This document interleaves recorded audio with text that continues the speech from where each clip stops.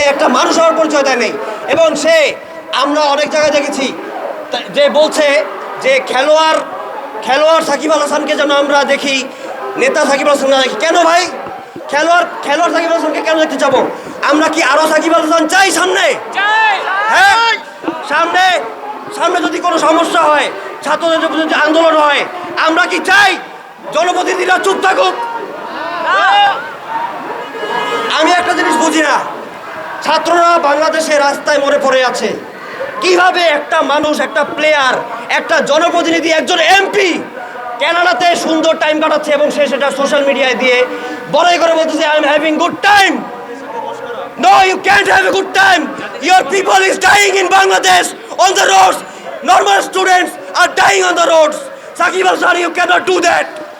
And we don't want you anymore in any sector of Bangladesh, in any sector of any sports sectors. Shakib Al হাসানের সাকিব আল হাসানের আজীবন নিষিদ্ধ অপসারণ দাবি করছি এবং সাকিব আল হাসানকে বিচারের আওতায় আনায় সংশ্লিষ্ট বাহিনীর দৃষ্টি আকর্ষণ করছি। সাকিব আল হাসান একজন দেশদ্রোহী। আপনি যদি দেশের মানুষ মারা যায়, আপনি যদি চুপ থাকেন এবং আপনি যদি হেসে খেলে সোশ্যাল মিডিয়ায় দিয়ে বেড়ান you are having good time in abroad, in Canada with your family. No, your family is your country's people, not only your family you are living with in the same house. আর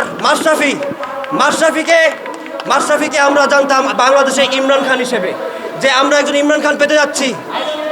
সেই মাশরাফি তার নিজেকে নষ্ট করলো।